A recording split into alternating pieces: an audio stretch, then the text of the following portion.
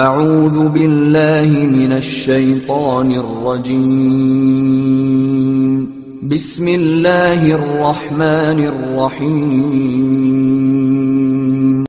وَلْتَكُن مِّنكُمْ أُمَّةٌ يَدْعُونَ إِلَى الْخَيْرِ وَيَأْمُرُونَ بِالْمَعْرُوفِ وَيَنْهَوْنَ عَنِ الْمُنكَرِ وَأُولَئِكَ هُمُ الْمُفْلِحُونَ الحمد لله نحمده ونستعينه ونستغفره ونعوذ بالله من شرور أنفسنا ومن سيئات أعمالنا من يهده الله فلا مضل له ومن يضلل فلا هادي له أشهد أن لا إله إلا الله وحده لا شريك له وأشهد أن محمدًا عبده ورسوله فإن أصدق الحديث كتاب الله وخير الهدي هدي محمد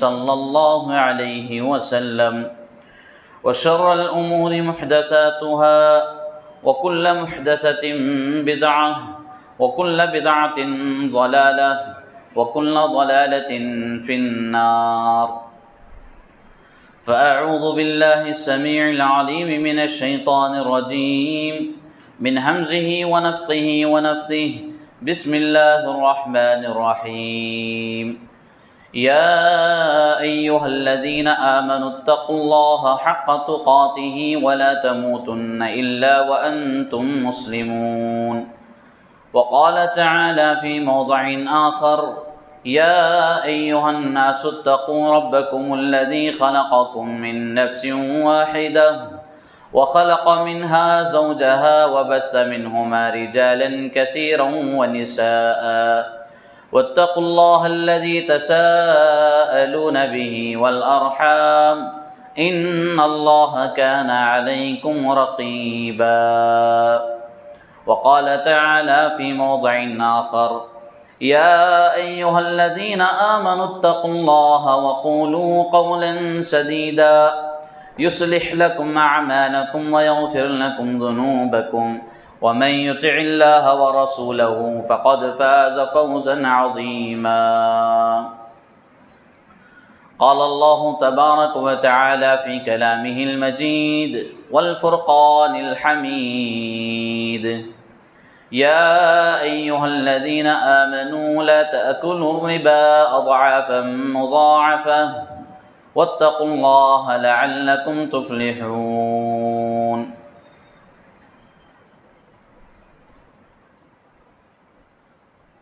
قابل احترام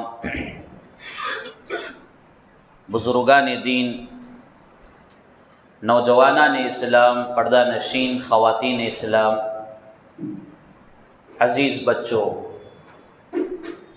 تمام قسم کی تعریف و توصیف، حمد و ثنا، کبریائی و بڑائی، پاکیزگی اس اللہ رب العزت کے لیے لائق و زیبا ہے جس نے مجھے اور آپ کو اشرف المخلوقات میں سے پیدا کیا اور ہمیں امت محمدیہ میں سے ہونے کا شرف عطا فرمایا اور اپنی جانب سے ہماری رشد و ہدایت کی خاطر ہمیں صحیح راہ پر چلانے کی خاطر اپنی جانب سے قرآن مجید جیسا مقدس کلام نازل فرمایا۔ الغرض بے انتہا درود و سلام نازل ہو تمام انبیاء علیہم الصلاۃ والسلام پر، بالخصوص شفیع المذنبین، خاتم النبیین، سید المرسلین، رحمت للعالمین، آمینہ کے در یتیم محمد الرسول اللہ صلی اللہ علیہ وسلم پر، اور اللہ تبارک و تعالیٰ کی بے شمار رحمتیں سلامتیں نازل ہوں صحابہ کرام، صحابیات رضوان اللہ علیہم اجمعین کی مقدس جماعت پر، سلف صالحین پر۔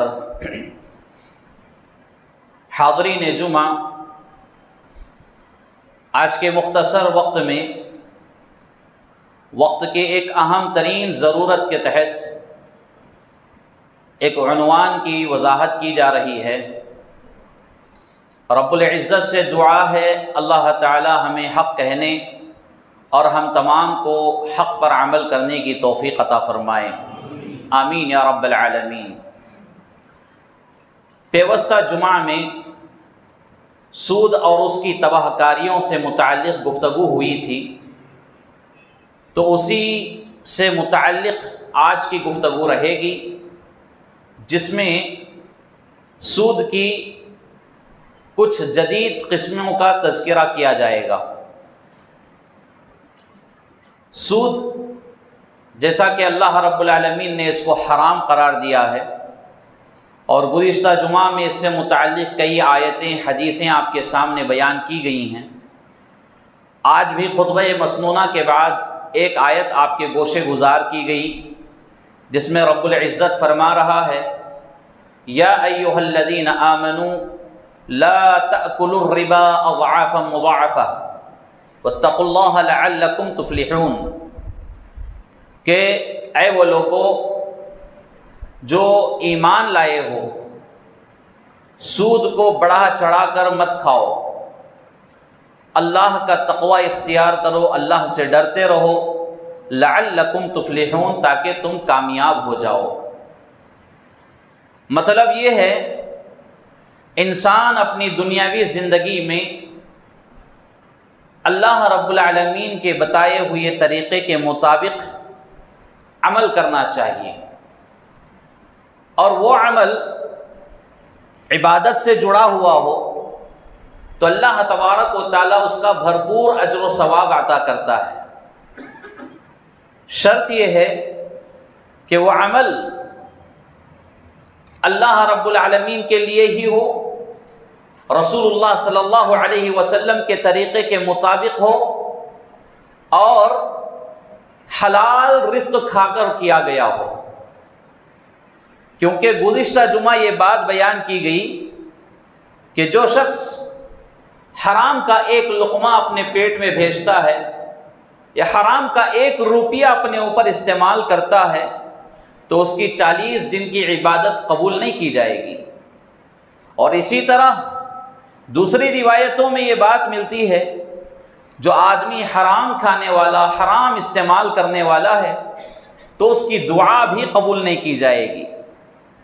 جیسا کہ صحیح مسلم کی بڑی مشہور حدیث ہے، رسول اللہ صلی اللہ علیہ وسلم بطور مثال یہ بیان کر رہے ہیں کہ ایک شخص سفر کی حالت میں نکلا ہوا ہے، صحرا ہے، دور دور تک کوئی درخت نظر نہیں آتا، بالکل صحرا میں وہ پہنچا ہوا ہے، جبکہ سفر کی وجہ سے اس کے بال پراگندہ ہیں، بال بکھرے ہوئے ہیں، اور دھول اس کے چہرے کو ڈھانپی ہوئی ہے، آدمی پوری طرح تھک چکا ہے۔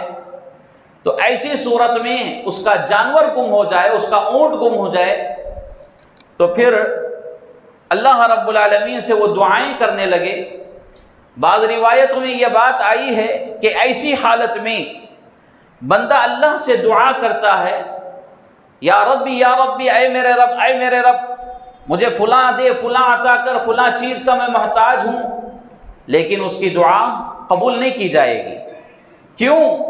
اس لیے کہ رسول اللہ صلی اللہ علیہ وسلم حدیث کے اگلے حصے میں بیان کر رہے ہیں کہ اس کا کھانا حرام کا، اس کا پہننا حرام کا، اس کے استعمال کی چیز حرام کی، بلکہ وہ حرام میں ہی نشو و نما پا رہا ہے، اپنی پرورش پا رہا ہے، تو ایسی صورت میں کیسے اس کی دعا قبول کی جائے گی؟ تو اللہ کے رسول صلی اللہ علیہ وسلم نے مثال دے کر سمجھایا، جبکہ شریعت میں یہ بات ہے کہ سفر کی حالت میں دعا رد نہیں کی جائے گی۔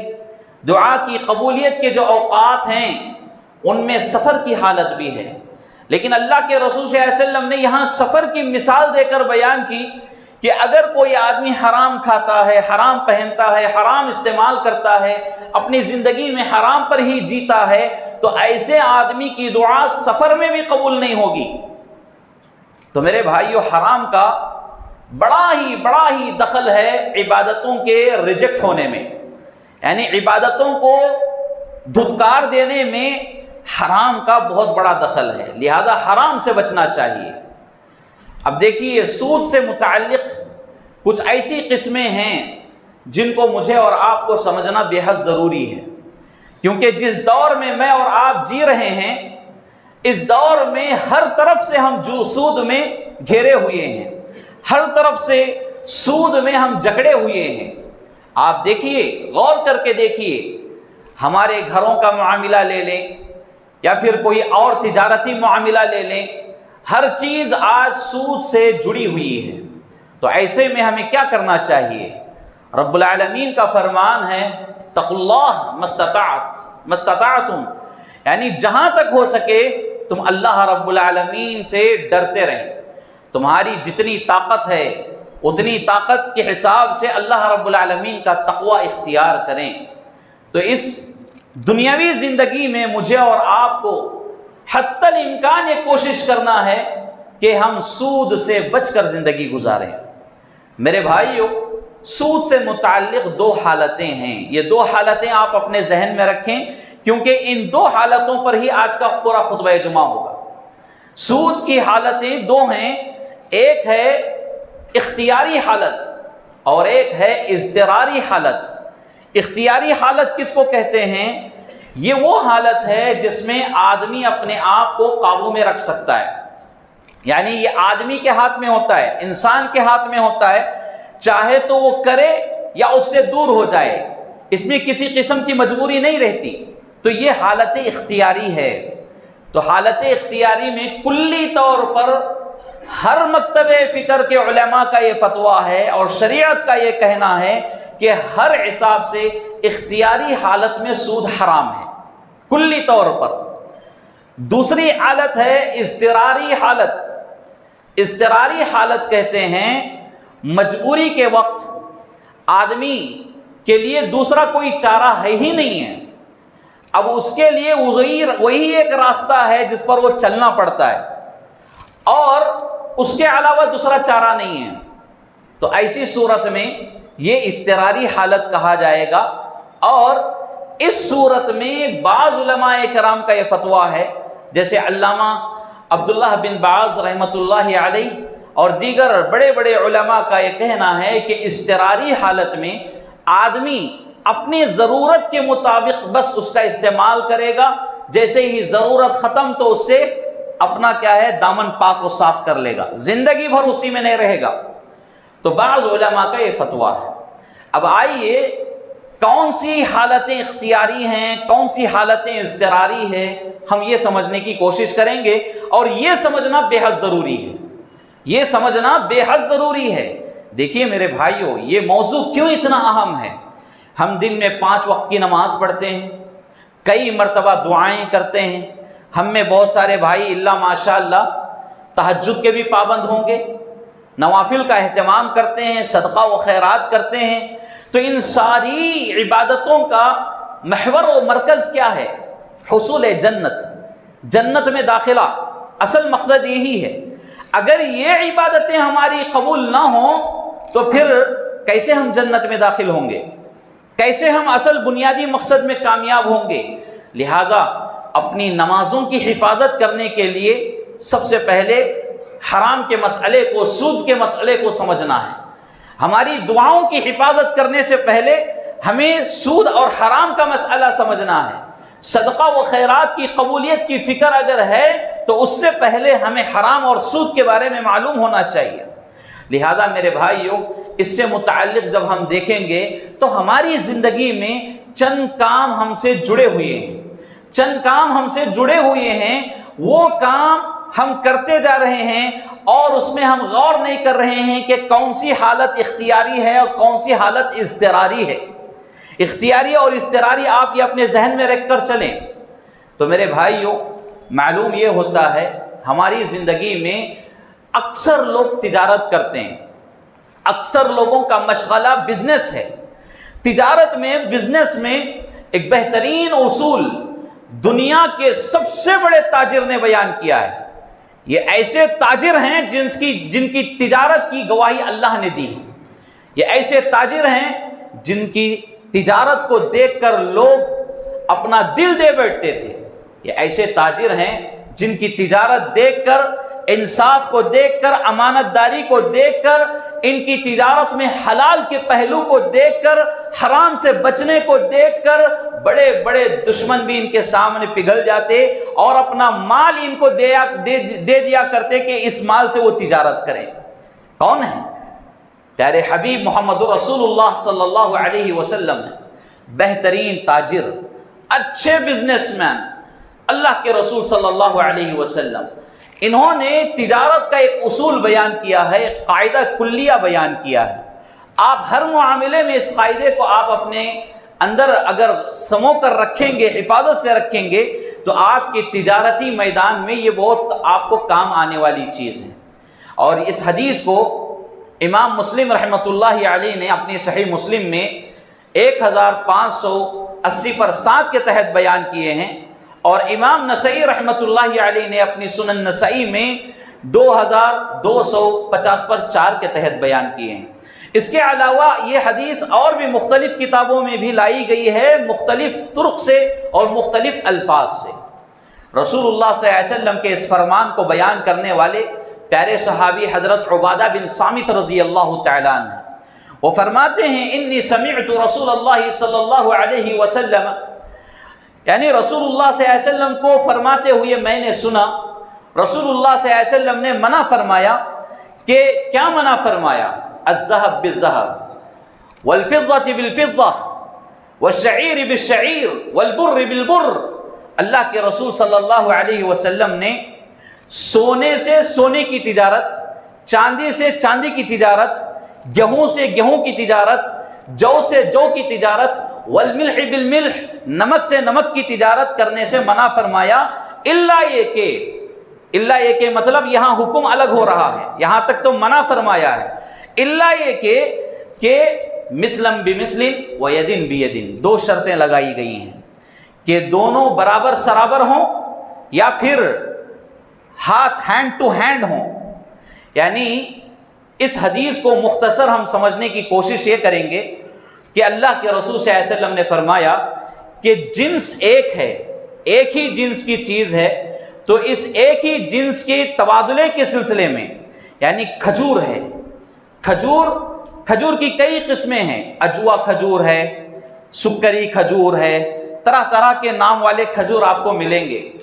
تو اجوا کھجور جو ہے مہنگی کھجور ہوتی ہے، کیونکہ اس کی فضیلت حدیث میں آئی ہے، اللہ کے رسول صلی اللہ علیہ وسلم نے اجوا کھجور کی فضیلت بیان کیے ہیں، تو اس فضیلت کی بنا پر اس کھجور کی قیمت زیادہ ہوتی ہے۔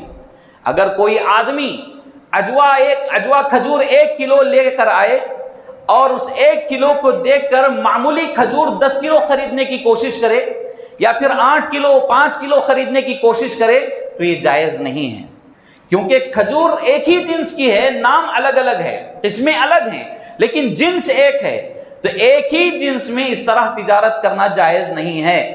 البتہ کوئی اجوا کھجور لے کر آتا ہے اور اس کو کیا ہے بیچ دیتا ہے 1200 روپئے میں 1 کلو کھجور، اور اس 1200 روپئے کے مطابق دوسری کھجور خرید لیتا ہے، تو پھر یہ جائز ہے۔ کیوں؟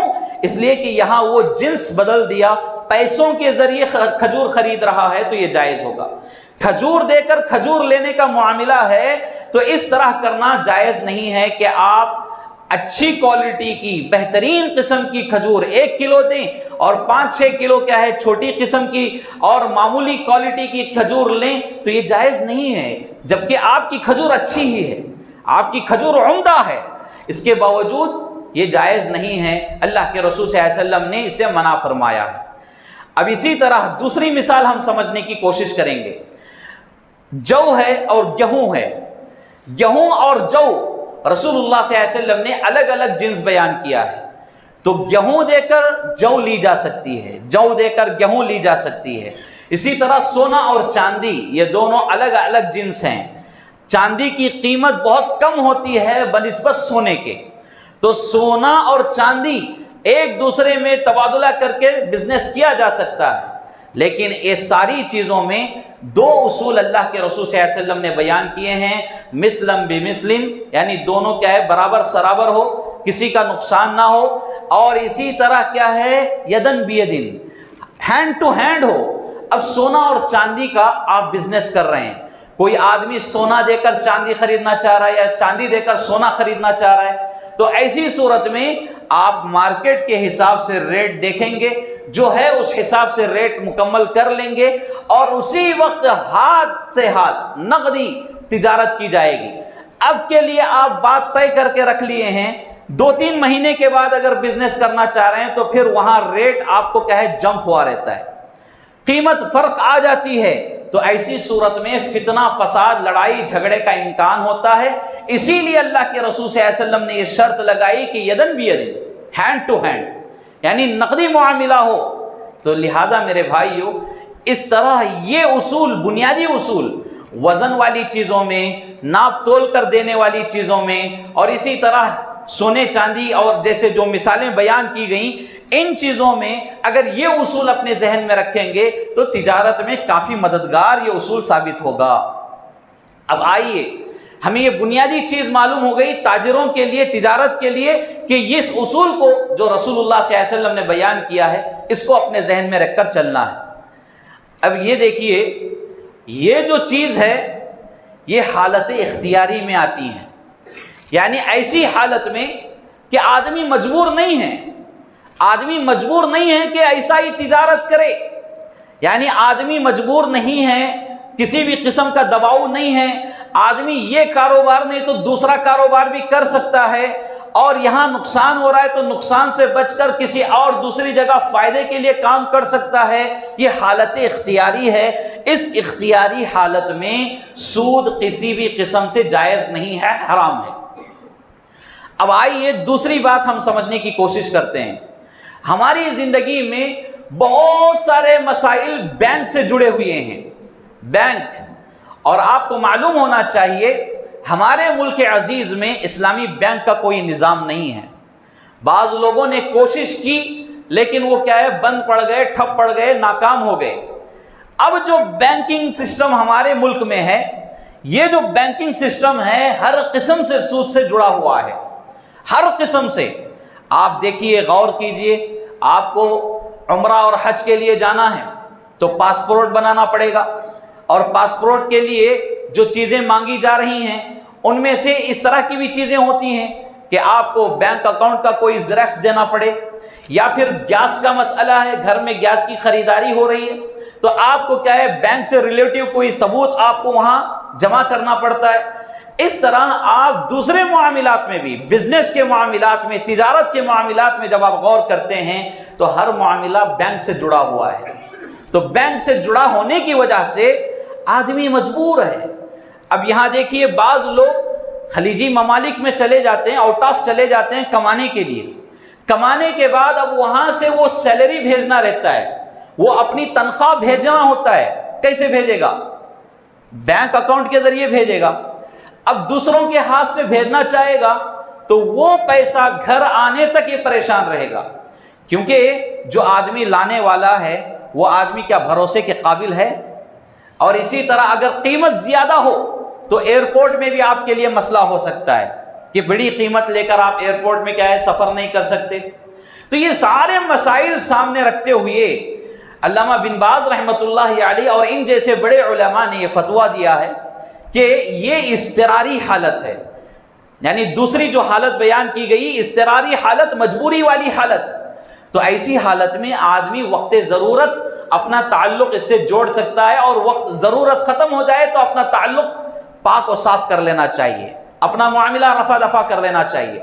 اور اسی طرح جب بینکنگ کا مسئلہ یہاں آ گیا ہے تو چند باتیں آپ کے سامنے میں بیان کر دوں۔ عام طور پر ہمیں بینک میں اکاؤنٹ بنانا پڑتا ہے، تو اکاؤنٹ میں کئی قسم کے اکاؤنٹس ہیں۔ اس میں کیا ہے، کرنٹ اکاؤنٹ ملتا ہے، سیونگ اکاؤنٹ ملتا ہے۔ تو سیونگ اکاؤنٹ اور کرنٹ اکاؤنٹ میں فرق کیا ہے؟ فرق یہ ہے کہ کرنٹ اکاؤنٹ میں آپ کے پیسوں کے اوپر بینک جو انٹرسٹ دے رہا ہے وہ شو نہیں ہوگا، وہ آپ کو بتائے گا نہیں۔ جب آپ انٹری کریں گے تو وہ آپ کو بتائے گا نہیں، لیکن سیونگ میں بتائے گا۔ سیونگ اکاؤنٹ میں آپ جب کیا ہے، پاس بک وغیرہ انٹری کریں گے تو آپ کو اتنا پرسنٹ آپ کی رقم پر انٹرسٹ ملا ہے، یہ اس میں بتائے گا، شو کرے گا. تو بس یہی فرق ہے. لہذا جب کبھی آدمی کو اکاؤنٹ بنانے کی ضرورت پڑے تو کرنٹ اکاؤنٹ بنانا زیادہ بہتر ہے. اس اکاؤنٹ کے ذریعے بینک اپنا فائدہ کر رہا ہوگا واللہ اعلم، لیکن اس میں کیا ہے، آپ کے پیسوں میں کسی قسم کا یہ نہیں ہو سکتا ہے کہ انٹرسٹ وغیرہ کا معاملہ اس میں کلیئر رہتا ہے. اور اسی طرح یہ جو سیونگ اکاؤنٹ ہے اس کے اوپر بینک آپ کو کچھ فائدہ دیتا ہے، یہ انٹرسٹ ہے، سود ہے. تو اگر کسی کا سیونگ اکاؤنٹ ہے تو ایسی صورت میں وہ جو انٹری کرنے کے بعد آپ کو جتنی زائد رقم اس میں پڑی ہوئی ہے آپ کے پیسوں کے اوپر، اس رقم کو نکال کر فوراً، یعنی تاخیر کیے بغیر، لیٹ کیے بغیر اس رقم کو نکال لی جائے اور فوراً کیا ہے اس کو جہاں خرچ کرنا ہے وہاں خرچ کر دیں. جیسے علماء کرام کا کہنا ہے کہ یہ پیسہ جو ہے عام طور پر جو سوشل ورک ہوتا ہے، کہیں روڈ وغیرہ ڈال رہے ہیں، کہیں پر باتھ رومز بنائے جا رہے ہیں، کہیں اور کام ہو رہا ہے، تو چپکے سے وہاں دے دیا جائے. اور یہ جو پبلک کے لیے جو خدمتیں ہوتی ہیں ایسے کاموں میں اس کو لگایا جائے، اور ثواب کی کوئی امید اس سے نہیں لگانا چاہیے. ان پیسوں سے ثواب کی امید نہیں لگانی چاہیے، اور نہ ہی عزت و رفعت کی امید لگائی جا سکتی ہے.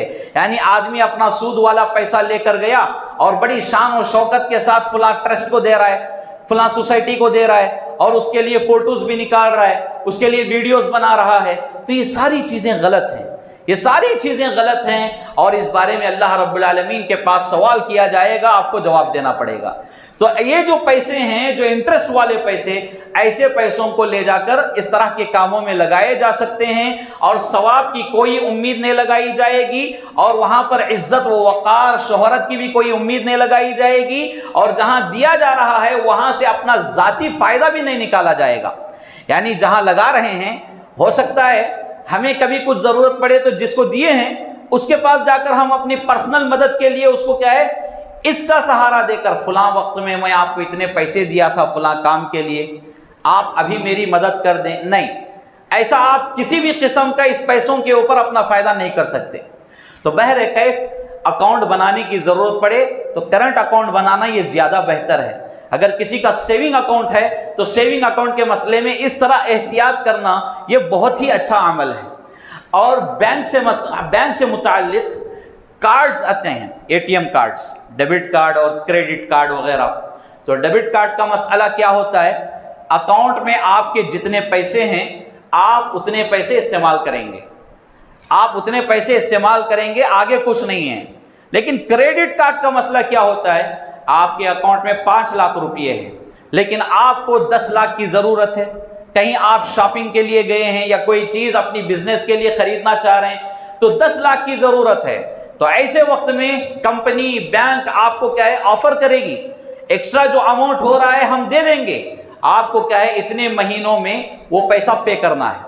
اگر اتنے مہینے میں پیسہ پے کرتے ہیں تو بات الگ ہے، اگر اس سے زائد ہو جائے تو پھر یہ کمپنی، یہ بینک آپ کے اوپر کیا ہے، انٹرسٹ ڈال دے گی، سود ڈال دے گی.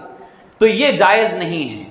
تو میرے بھائیو، کریڈٹ کارڈ کے مسئلے میں کچھ اختلاف موجود ہے. اختلاف یوں کہ عام طور پر آدمی کو اس کارڈ سے، کریڈٹ کارڈ سے بچنا چاہیے، حتی الامکان بچنا چاہیے.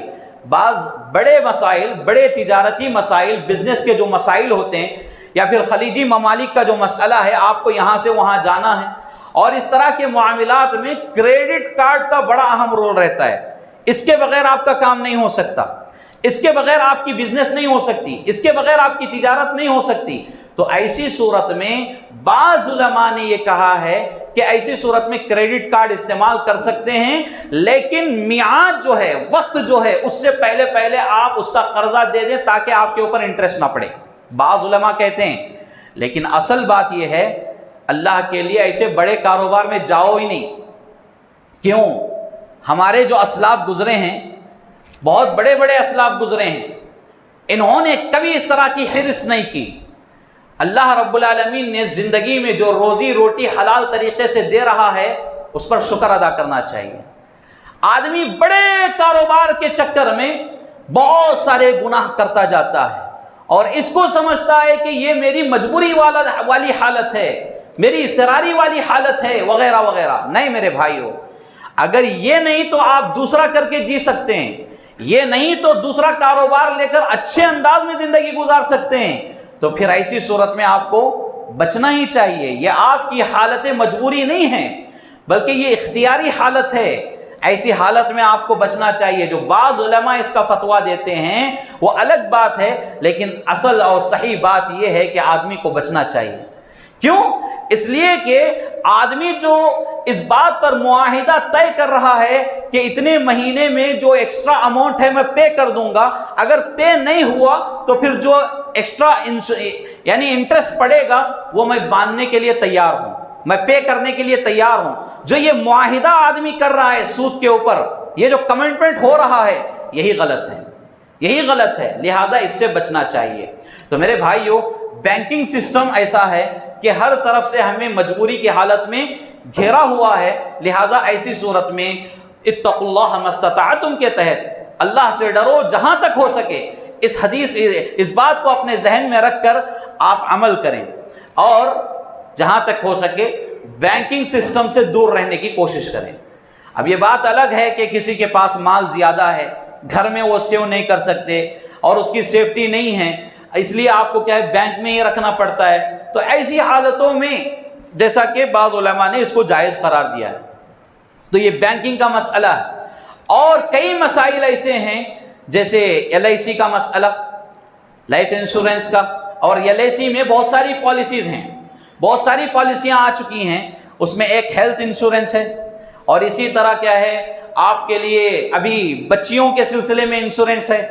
یعنی گھر میں لڑکی پیدا ہو گئی، فوراً آپ کو کہا جائے گا کہ آپ ہر مہینہ اتنا بھنیے. آپ کی بچی جب شادی کی عمر کو آئے گی تو گورنمنٹ سے آپ کو اتنا پیسہ ملے گا، حکومت سے آپ کو اتنی مدد ملے گی. 4 لاکھ روپیہ، 5 لاکھ روپیہ یا 10 لاکھ روپیہ جتنا ہو ایک آفر کرتی ہے حکومت. اور آپ کیا ہے، اچھی بات ہے، اگر وقت سے پہلے کچھ میرے لیے مسئلہ ہو جائے تو میری بیٹی کے لیے سہارا بنے گا. تو اس طرح سوچ کر بہت سارے مسلمان بھائی اس میں مبتلا ہیں. اور خاص کر یاد رکھیں، آج ہمارے پڑوسیوں میں، محلے میں جو والنٹرز ہیں، آشا ورکرز ہیں، یہ لوگ اس کے اوپر بہت زیادہ ترغیب دلا رہے ہیں، بہت ہی زیادہ اس پر کام ہو رہا ہے. لہذا مسلمانوں کو اس پر غور و فکر کرنا چاہیے، اس طرح کی اسکیم سے دور رہنا چاہیے. یہ سود ہے، حرام ہے، کیونکہ اس میں دو طرح سے دونوں کو نقصان ہو سکتا ہے. ایک، اگر آپ کی بچی بڑی ہو جائے، شادی کے لیے پیسہ دے رہی ہے حکومت، آپ نے وقت میعاد تک کچھ پیسہ بندھا ہے، یعنی قسطوں کے حساب سے پیسہ باندھ دیا ہے، تو حکومت آپ کی بچی کی مدد کر رہی ہے. تو آپ نے 2 لاکھ روپیہ 3 لاکھ روپیہ بنا ہے تو حکومت 5 سے 6 لاکھ روپیہ آپ کو دے رہی ہے. تو یہ جو ایکسٹرا اماؤنٹ آپ کو مل رہا ہے یہ حکومت کا خسارہ ہے، گورنمنٹ کا نقصان ہے. یا پھر اگر آپ اپنے طرف سے باندھتے ہوئے، جیسے دوسری لائف انشورنس کا مسئلہ ہے. لائف انشورنس میں کیا ہوتا ہے، آپ کو 10 لاکھ روپے باندھنا ہے قسط وار، مہینہ مہینہ باندھنا ہے. اور اتنے سال آپ باندھیں گے تو درمیان میں اگر کچھ حادثہ ہو گیا تو کمپنی آپ کو کیا ہے 20 سے 25 لاکھ روپے دے گی، آفر کر دے گی. اور اسی طرح آدمی پیسہ بنتے بنتے درمیان میں انتقال ہو جاتا ہے تو اس کے لیے وہ معاملہ ہے، کمپنی کو نقصان. اور آدمی کیا ہے باندھتا گیا لیکن اس کے لیے زندگی میں کوئی حادثہ ہی نہیں ہوا، اسے کوئی ایکسیڈنٹ ہی نہیں ہوا، تو پھر ایسی صورت میں وہ آدمی کیا کرے گا.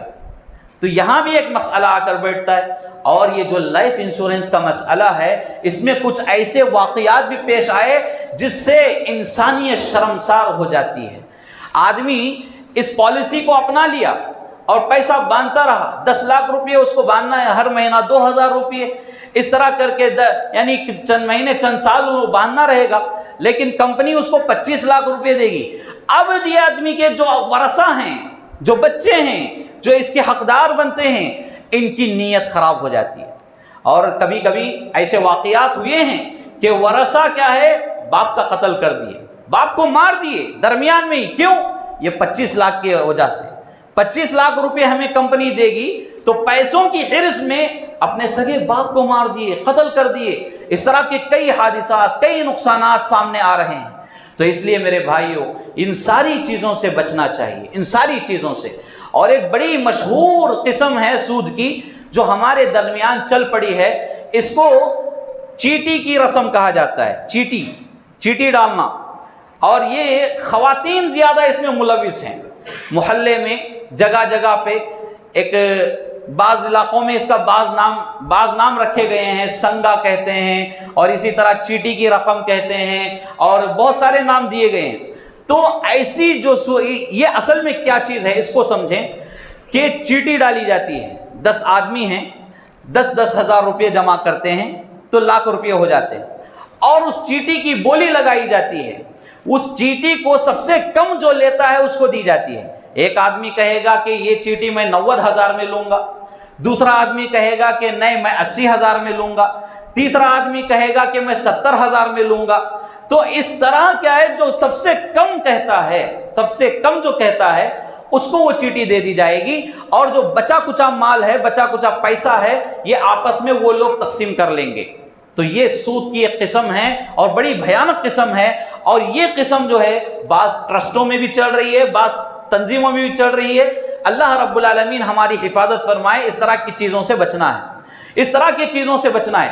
اسی میں ایک دوسری قسم یہ ہے کہ 40,000 50,000 لاکھ روپے کی چھوٹی چھوٹی چیٹیاں عورتوں میں چلتی ہیں، اور عورتیں یہ چیٹیاں لیتی ہیں اور قسط وار باندھتی رہتی ہیں، یعنی 1 لاکھ روپے لیے تو 1,10,000 1,20,000 آپ کو جمع کرنا پڑے گا۔ یہ جو ایکسٹرا 10-20 ہزار جمع رہے ہیں، یہی سود ہے، یہی حرام ہے۔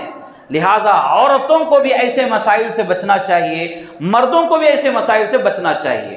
اور ایک قسم ہے گھروں کے معاملے میں، گھر یعنی کسی کے پاس ہم کیا ہے 3 لاکھ روپے 5 لاکھ روپے دے دیے اور اس کا گھر لکھوا لیے، جیسے ہمارے نیلور کی زمین پر اس کو اڈمانم کے لیے بولتے ہیں، اڈمانم کرانا، گھر لکھوا لینا، یعنی اگریمنٹ ہوتا ہے ہم 5 لاکھ روپے دیں گے کہ 3 سال کے لیے آپ اپنا گھر دیں گے، اور باقاعدہ لکھی پڑھائی ہو جاتی ہے، اس کے بعد 3 سال کے لیے گھر لیا جاتا ہے۔ تو یہ گھر لینے والا آدمی یا تو اس گھر میں زندگی بسر کرتا ہے یا پھر وہ گھر کرائے پر دے کر اس کا کرایہ کھاتا رہتا ہے، یہ دونوں صورتیں جائز نہیں ہیں۔ اور اس قسم میں کئی لوگ ماشاءاللہ پڑھے لکھے لوگ بھی، اچھی دین کی سمجھ رکھنے والے لوگ بھی سارے کے سارے اس میں مبتلا ہیں، سارے کے سارے اس میں مبتلا ہیں۔ اب ہم یہاں بیٹھے کتنے لوگ ہیں جو اڈمانم کے شکار ہیں، کتنے لوگ ہیں گھروں کے مسئلے میں اس طرح پریشان ہیں۔ دیکھیے میرے بھائیوں، ہمارے اسلاف کے پاس خاص گھر بہت کم ہوا کرتے تھے۔ آج ہمارا ایک سسٹم کیا بنا ہے، خاص گھر ہونا چاہیے۔ ہم بچی کو اسی وقت دیتے ہیں جب بچے کا کوئی خاص گھر ہو، خاص گھر نہیں ہے تو بچی کو دینے کے لیے راضی نہیں ہے۔ کیوں؟ اس لیے کہ کہاں ہماری بچی سامان اٹھا کر در بدر کی ٹھوکریں کھاتی رہے گی، 3 مہینے میں یہ گھر، 6 مہینے میں وہ گھر، یعنی سال میں دوسرا گھر، نہیں ہم نہیں دیں گے۔ اس طرح کا سسٹم جب ہمارے مسلم سوسائٹی میں بنا تو لوگ مجبور ہو گئے نیا گھر بنانا چاہیے، اور نئے گھر کے مسئلے میں یہ ساری پریشانیاں۔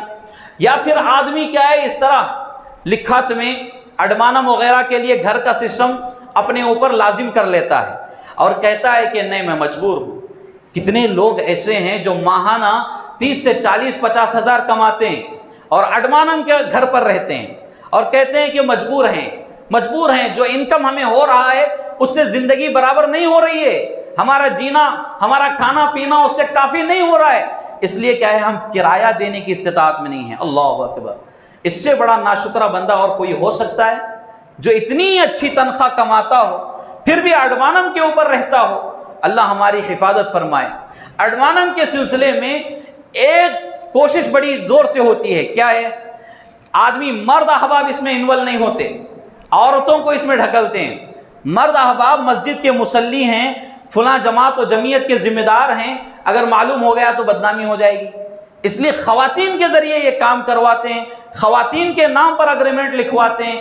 یہ بہت بڑا گناہ ہے، غلط ہے۔ سود کے معاملے میں جیسا کہ کہا گیا، سود لینے والا، دینے والا، کھانے والا، کھلانے والا، لکھنے والا، گواہی بننے والا، سب کے سب برابر ہیں، سب کے سب گناہ میں برابر ہیں۔ لہٰذا اس سے ہمیں توبہ کرنا چاہیے، اس سے بچے رہنا چاہیے۔ آخری بات ہے ہوم لونز کا مسئلہ، یعنی اچھے خاصے کمائی والے رہتے ہیں ہمارے نوجوان بچے، خاص کر کے جو سافٹ ویئرز وغیرہ ایسی اچھی اچھی جابز کرتے ہیں، ان لوگوں کے لیے ایک اسکیم ہوتی ہے، آپ کے پاس 10 لاکھ روپے ہے، آپ ہوم لون لیجئے، کمپنی یہ اسکیم دیتی ہے، آپ کو کیا ہے شاندار قسم کا اچھا ایک پلاٹ بنا کر دیں گے، اچھا ایک گھر بنا کر دے گی، اور آپ کے تنخواہ میں سے وہ کاٹتے رہے گی، آپ کے تنخواہ میں آپ کی سیلری میں سے وہ پیسہ لیتے رہے گی، اور یہ لون ہے گھر کا لون، تو اس میں آپ کو انٹرسٹ بھی پے کرنا پڑتا ہے۔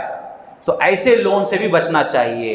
ایسے لون سے آپ کے پاس 10 لاکھ روپے ہے، 20 لاکھ روپے ہے، اتنے میں ہی جہاں کہیں گھر مل رہا ہے وہاں جا کر رہ لیں۔ آپ کیا ہے کروڑوں کے گھر میں رہنے کی خواہش مت کریں، کیونکہ آپ کے اوپر سود پڑ رہا ہے، حرام پڑ رہا ہے، لہذا اس چیز سے بچنا چاہیے۔ اس طرح کی اور بھی بہت ساری قسمیں ہیں جو موجودہ زمانے میں ہمیں معلوم بھی نہیں ہیں، تو ایسی صورت میں ہم اس میں مبتلا ہیں اور حرام کے شکار ہوتے جا رہے ہیں، سود میں برابر کے ہم کیا ہے ساتھی دار ہوتے جا رہے ہیں، شریک ہو رہے ہیں۔ تو اللہ رب العالمین ہماری حفاظت فرمائے۔ میرے بھائیوں، آج کے خطبہ جمعہ میں کافی لوگوں کو تکلیف ضرور ہوئی ہوگی، کیونکہ جانے انجانے میں، نادانی میں اس طرح کے کاموں میں ضرور مبتلا ہوں گے، ملوث ہوں گے، کیونکہ یہ جو سود کا سسٹم ہے جس میں ہم ہر کوئی اس میں گھیرے ہوئے ہیں۔ لیکن ہمیں یہ بات یاد رکھنا چاہیے کہ اللہ رب العالمین نے فرمایا یا ایھا الذین آمنوا اتقوا اللہ وذروا ما بقی من الربا ان کنتم مؤمنین، کہ ایمان والو اللہ سے ڈرو اور بچا کچا جو بھی سودی معاملہ ہے اس کو رفع دفع کر دو، اس کو کیا ہے چھوڑ دو، ان کنتم مؤمنین، اگر تم سچے مومن ہو۔ تو لہذا جو لوگ دوسروں کو دیے ہوئے ہیں وہ معاف کر دیں، اپنا اصل لے لیں، سود معاف کر دیں۔ جو لوگ کسی کے پاس لے کر اٹکے ہوئے ہیں، پھنسے ہوئے ہیں، جہاں تک ہو سکے کوشش کریں کہ اس سے بچ جائیں۔ یعنی قسطوار اگر آپ باندھیں گے تو آپ اٹکے ہی رہیں گے اور آپ کو باندھنا ہی پڑے گا۔ ایسی صورت میں کسی کے پاس قرض حسنہ لے کر جتنا جلدی ہو سکا کلیئر کر سکتے ہیں۔ بعض ایسی اسکیمز بھی ہیں۔ بہرحال اگر آدمی مجبوری میں اٹکا ہوا ہے، جتنا جلدی ہو سکے اس سے نکلنے کی کوشش کرے اور توبہ کر لے، اور آئندہ اس طرح کے کاموں میں ملوث ہونے کی کوشش نہ کرے، کیونکہ یہ بڑا سنگین معاملہ ہے۔ اس وجہ سے نہ ہماری نمازیں قبول ہو سکتی ہیں، نہ ہمارے دعا قبول ہو سکتی ہیں، نہ ہی ہمارے صدقات و خیرات اور دیگر عبادتیں قبول ہو سکتی ہیں۔ لہذا اللہ رب العالمین سے دعا ہے اللہ رب العزت ہمیں ان باتوں پر عمل کرنے کی توفیق عطا فرمائے۔ سود کی جتنی بھی قسمیں ہیں اللہ تعالیٰ ساری قسموں سے ہماری حفاظت فرمائے۔ اللہ تبارک و تعالیٰ ہمارے لیے ایک اچھا نظام بنائے، اسلامک نظام بنائے، جس میں ہم آرام کے ساتھ زندگی گزار سکیں، سود سے بچ سکیں۔ اللہ تبارک و تعالیٰ ان حرام چیزوں کو ہمارے زندگی سے نیست و نابود فرمائے۔ اللہ تعالیٰ ہم میں جو بیمار ہیں انہیں شفائے کاملہ عاجلہ اور دائمہ عطا فرما، جو قرض دار ہیں اللہ قرضوں سے نجات عطا فرما، ان کے لیے آسانی فرما۔ اللہ تبارک و تعالیٰ ہم میں جو نمازوں کے پابند نہیں ہیں اللہ ہمیں نماز کا پابند بنائے، شریعت مطہرہ کا پابند بنائے۔ اللہ ہمیں دنیا اور آخرت میں پرسکون اطمینان والی راحت بھری زندگی نصیب فرمائے۔ اللہ تبارک و تعالی حرمین شریفین کی حفاظت فرمائے، خادمین حرمین شریفین کی حفاظت فرمائے۔ اللہ تعالی صحابہ و صحابیات پر اپنی رحمتیں سلامتیں نازل فرمائے۔ اللہ ہمیں ان کے نقش و قدم پر چلنے کی توفیق عطا فرمائے۔ اللہ ہمارے گناہوں کو معاف فرمائے، درگزر فرمائے، مزید نیک اعمال کرنے کی توفیق عطا فرمائے۔ اللہ ہماری نیکیوں کو قبولیت کا شرف عطا فرمائے، جب تک دنیا میں رکھے حالت ایمان میں رکھے، توحید پر ثابت قدم رکھے، اور جب خاتمہ ہو تو حسن خاتمہ فرمائے۔ آمین یا رب العالمین۔ اقول قولی ھذا استغفر اللہ لی ولکم ولسائر المسلمین وما توفیقی الا باللہ۔